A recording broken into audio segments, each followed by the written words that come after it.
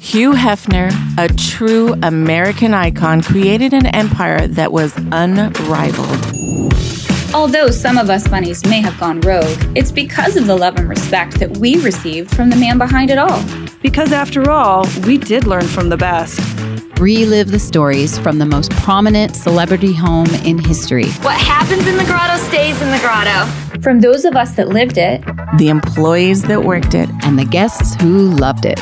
And The Mayhem continues. Oh, Deandre Massey, man. I'm telling you. Hello. Hello, everyone. The stories that this guy is about to reveal. He does not even realize that we're about to pull it all out of him. There's probably new stories that I haven't even heard of, which is going to actually be fun. And Deandre, I can no longer fire you. So it's all good, brah.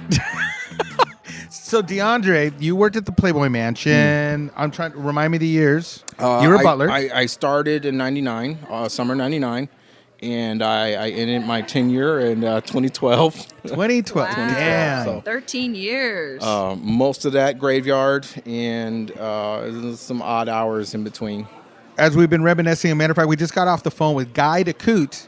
You know, I worked under Guy DeCoute, and we were trying to reminisce back on some stories. I'm like, dude, you're not going to believe who's here. DeAndre's here. And they got on the phone and they were all talking. And then you start flashing back to like all the memories of the different parties, the events, but just the day-to-day was an adventure. Oh. And for you, dude, you did graveyard, okay? Yeah. Now, let's put that out there. And when people are saying graveyard, what do you mean graveyard? No, he didn't work in a graveyard. You worked at graveyard Though there was a shift. graveyard there, Yeah, true. I did not work The pet in the cemetery. graveyard. Yeah. Non-Halloween days. So what were your shift hours So again? my shift hours were anywhere from 10 p.m. to 7 in the morning. yikes. If the guys came on time, 6:30. The work part is kind of like where we have a little disagreement from former employee to former boss. I was there from 10 p.m. to 6:30, working. I want you to remember this is a safe space, and Brian cannot get you in trouble anymore. But rumor has it, you used to fall asleep during your overnight butler shifts? I got a little joke for myself that I probably slept more than people who've lived there. Over periods of time because of how long I'd been there. And then even when I introduced myself to someone who is part of the Playboy family, but in years that I wasn't there or may have been there when I was there, I'm like, hi, I'm Deandre, these are my years. And you might remember me from the guy sleep underneath the dining room table at night.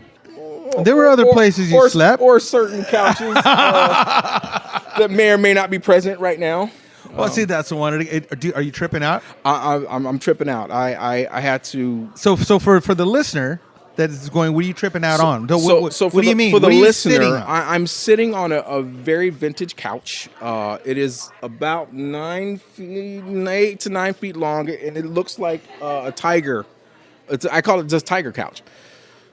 But this was my go-to couch that I would sleep on when I could get away from the pantry. And take a break. And this is obviously after you know that the boss had gone to sleep, and you felt comfortable that we're all good. Oh, I love how he's rolling the eyes. That couch was really one of Hef's prized possessions. Absolutely. Well, whoa, with the possessions there, buddy. We're talking about the sofa. Calm down. You got faints over here. That is correct. I believe he's had it for quite a while. Definitely there before I was there, and it was a staple in his main living room / movie room long before I was there. I could probably look through some old photos and see that the couch was there. Did that couch arrive in the 70s? Well, the mansion was purchased in 72, so 71. they had to do the renovations, and there was that's why we're on the phone with Guy DeCoute, because I was trying to get some background on this. Did we ever get? And he said he got an answer? there in 74, and he says the couch was always there. Since Mary he had been decorated there. the house. Mary's the one that bought all the furniture. Well, there was another woman as well that was hired. He had mentioned, but he said that she had passed, and so she probably worked with Mary O'Connor. And so now I'm curious: did they purchase this couch just for this mansion, or was this one of the pieces that got brought over from Chicago? See, that's what I'm going to say. I don't know. We're gonna have to do some research. I know where the answers are. I just don't know where the answers are. Oh. Because Hef was very meticulous in his scrapbooks. Yeah. Yeah. So the scrapbooks are out there. The truth, Yes, my friends. We have is to look out this there. up. How many people do you think had sex on this couch? Jesus Christ! I like how you went from slept and then right away went to had sex on this couch. Specific. 'Cause slept Yeah, I isn't know. gonna cover it. I'm like dancing around it, right? Oh, dude, it's been worn. 'Cause It's been used. It's good. Well, goose down, so. DeAndre, did you have a certain way that you preferred? Like, was the head all the way to maybe to the right, or did you put your pillow to the left? I would be on the right. My head would be on the right. No, it's very so. This couch was situated in the living room all the way to the right as if you walked in. But during movie times, it would be completely covered, which I worked primarily on the weekends. And covered by covered by a movie screen that was Correct. wall to ceiling. The room was probably about 15 feet from floor to ceiling. I would sleep behind the movie screen, half awake or not. Can't fire me, fucker. And every night, without fail, I sleep on this couch, I would have a dream. Oh. Without fail. Can you imagine what you were inhaling? I don't know. I'm Goose feathers. I can recall that when the auction happened, and for those who are going, wait a minute, how did you guys get this couch? So this couch came about when we had the auction after Hef had passed. And that was kind of weird in its sense. You know, I didn't even want to go. But then I was asked by a friend, and someone made a good point to me. It says, look, wouldn't it be best that if the family are the ones that actually bid and got the items rather than some crazy collector out there or someone that didn't know the family? And so that's what made sense. There was a backstory that I'm going to hold off for now as to why I ended up bidding on it. And then I was told immediately right after, it's like, oh my gosh, from Terry in PR, Terry Thomerson, and then Dick Rosenzweig, who has passed. He was the vice president. And they come running over to go, oh my gosh, you got the couch. You got the tiger couch. I'm like, yeah, it just seemed like, this had to go to someone in the family. I wanted to make sure that happened.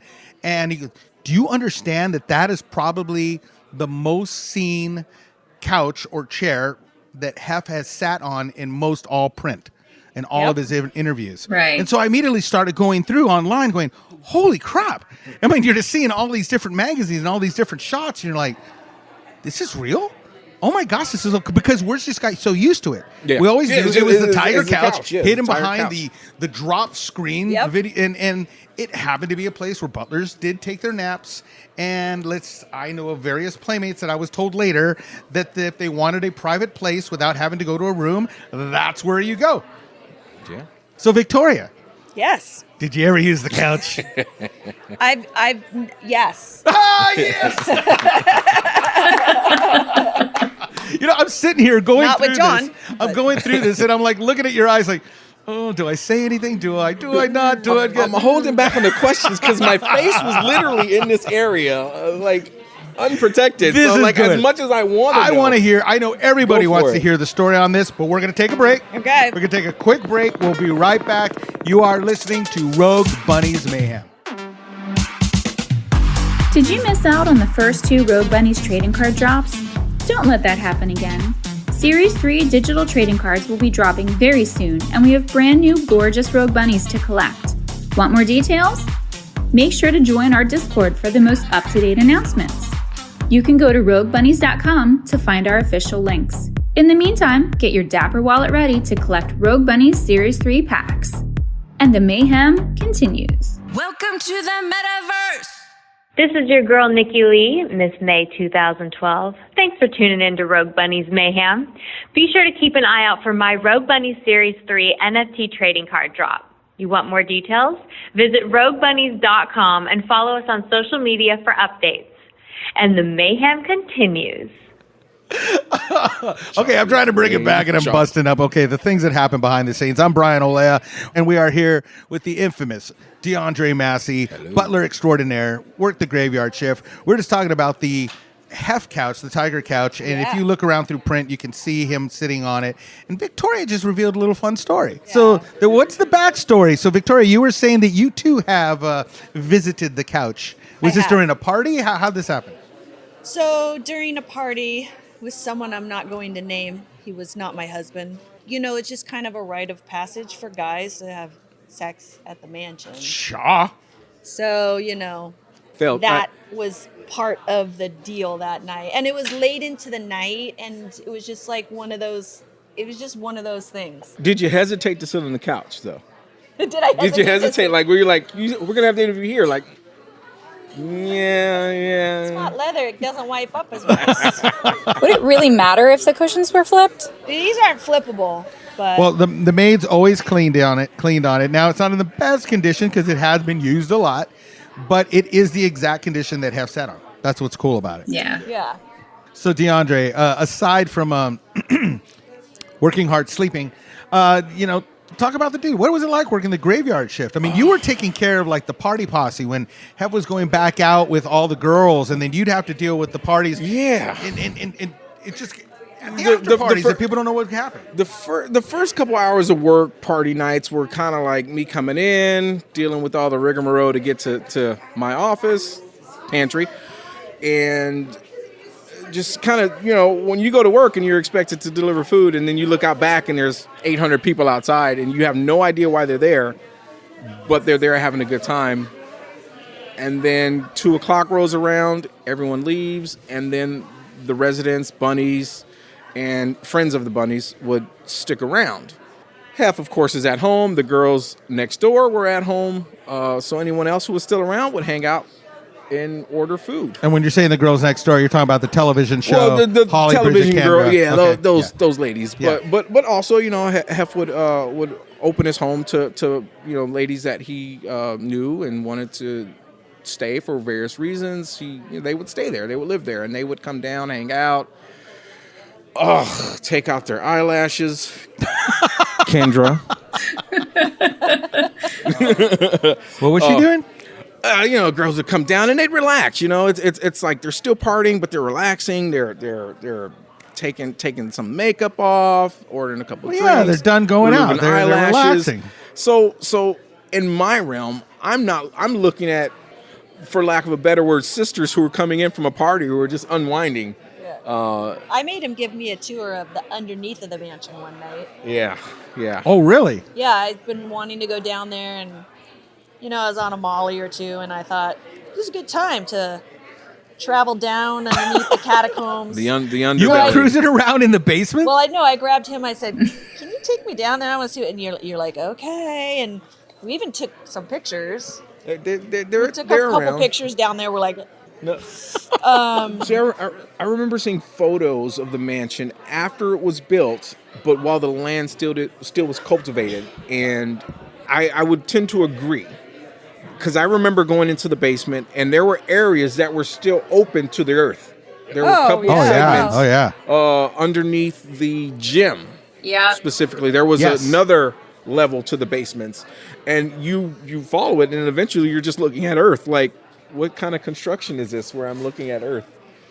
Well, from think inside about the house. The gym was built there. I mean, that gym wasn't there. No, it wasn't what part was of it. that before? I believe Kimberly wanted to work out, and so I believe the story was that Hef said rather than her going to the gym, why don't we just build her a gym? So it's crazy if you look in the kitchen area. Remember the back kitchen area where they do all the prep for the parties? Mm-hmm. That big tree that was sitting there. Tree.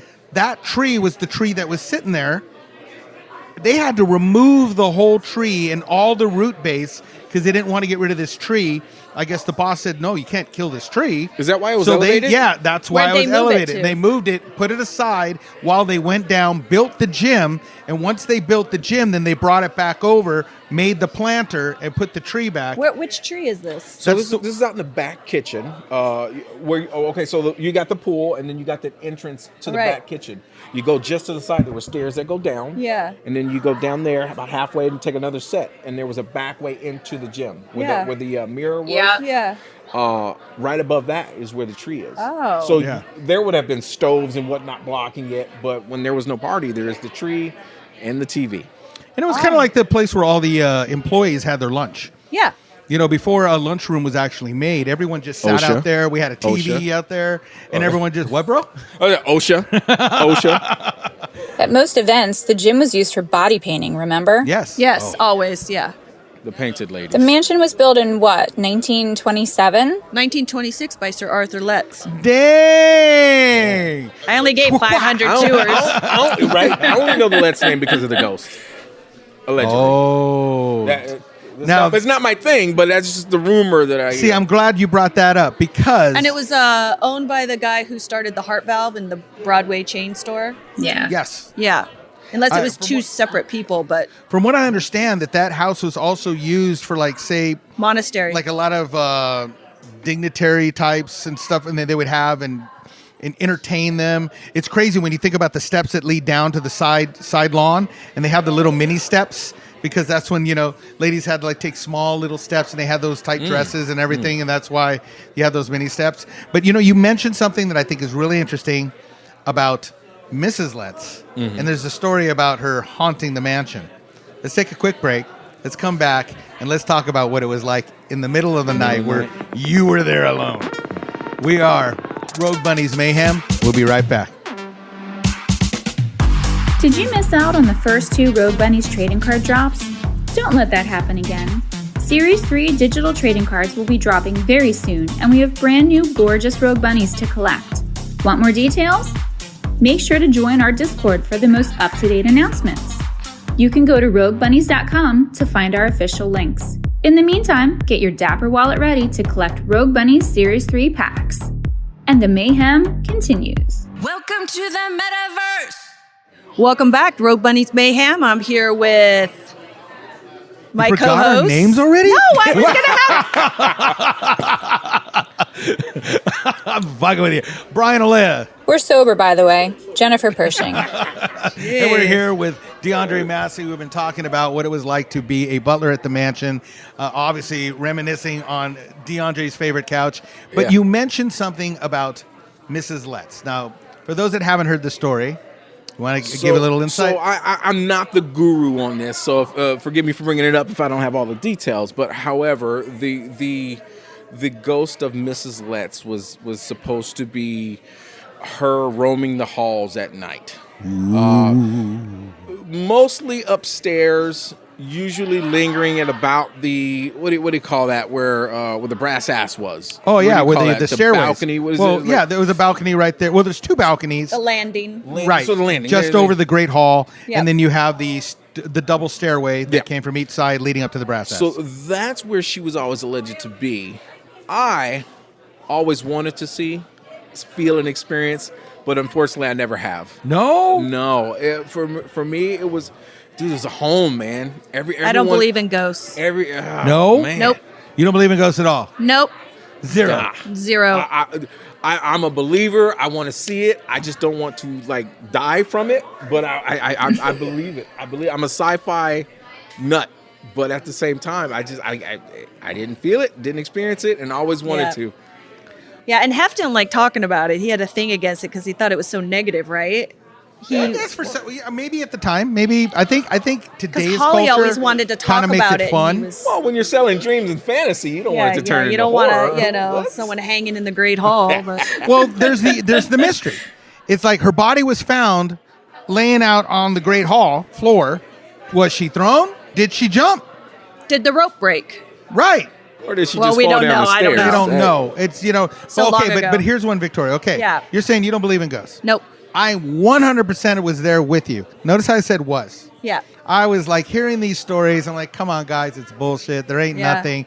I would have playmates come down. Oh my God, Brian, we heard something last night. And I'm like, It's an old house. What are you talking about? We heard something going down the hallways. I go, it's probably someone playing a prank, right? I mean, did you ever have the girls come running There's down? 50 people in the house at any given time. I laid into it. I mean, if the girls were freaked out and I was their savior, I wasn't going to stop. He's like, just let me hold you. What? Okay, so right before movie night, we always had to make sure everything was set up.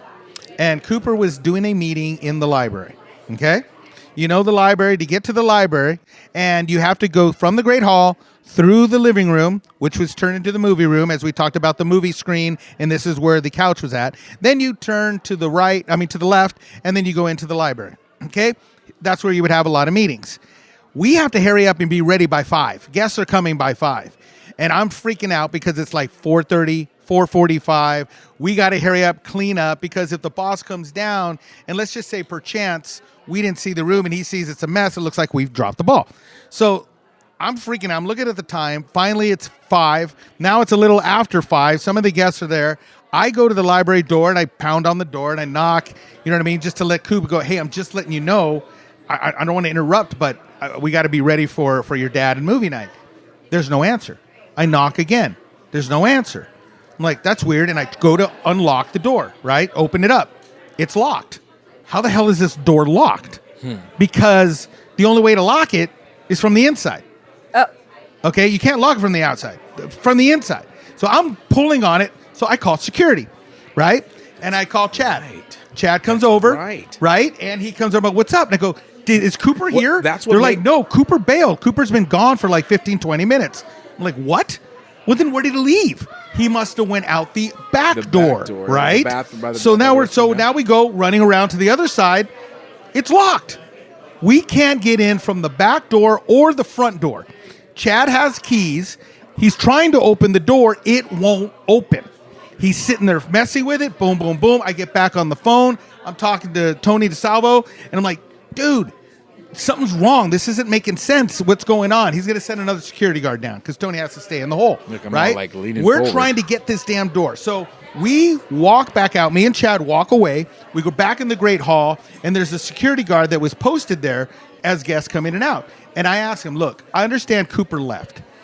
Did you see Cooper leave or not? Because if he did see him leave, then he had to have come from where we were at. If not, then he went out the back door. He goes, oh, yeah, I saw Cooper walk out. He left about 15, 20 minutes ago. What? Then who the hell's locking the door? Yeah, there's no other way. Chad and I walk back. Door's open. Oh, hair's standing up. There it is. Door open. Propped open, half open. I ain't lying. That is the truth. I freaked out. Chad freaked out. Go, dude, nobody would believe us if we didn't both see this. We went and looked at the other door and saw it was unlocked. It wasn't locked. It was unlocked, so you could easily open the back door. And we're like, what the hell? That's all I can tell you. Something freaking happened there. Maybe it was one of the monkeys or the peacocks. Well, it was a nice sized room, but it wasn't really many places to hide in there. No. It's a trip. So I know we're going to be wrapping up, Deandre, and one of the things we like is a segment that is called Homage to Hef, right? Or Homage, I'm sorry. We recognize that we wouldn't be where we're at if we didn't get these opportunities. Yeah. We are all grateful. I mean, I get a podcast, I get radio shows. We had the Girls Next Door. I had so much fun. Yeah. I know what we could say thank you to, but what would you say to him for you? Oh, man. There were so many times where he could have changed my life by letting me out of the Playboy family so early from getting suspended a couple times where, oddly enough, I was suspended because he caught me doing something that I wasn't supposed to do. So I was lounging in the gym one day. Here I am on my break and watching a Playmate's dog at the time. And I wish I could remember whose it was. I'm watching TV. I'm on break, clocked out. I'm watching the dog. So I'm working, but I'm lounging. Hef walks in with about 4 chicks, and he's like, "What am I doing?" And I'm thinking I'm having a conversation with a normal guy, right? I'm like, "Well, I'm on break. I'm watching the dog." And he's like, "Yeah, but you shouldn't be here." But I was like, "But I'm watching the dog." Apparently, I sassed him and I got suspended. What have you? Oh, wow. Yeah, poor him. He got suspended with pay. Yeah, but when you get suspended from the Playboy Mansion, the pay is kind of like secondary. Yeah, that's true. That's true. I know. So, but you were still there. But things like that, like, he was very lenient. He was a nice guy. He understood life, and he allowed me to raise my family. He allowed me to have insurance, and he fed me so much food. Well, Deandre, do you have social media? Any way to people to follow you? Find me on any platform, Savage Banner. There you go, That's bro. it. Well, thank you, bro. I appreciate it. Thank you for everyone listening. I'm Brian Olea. I'm Victoria Fuller. I'm Jennifer Pershing. And you've been listening to Rogue Bunny Mayhem, and the Mayhem continues. Oh, yeah.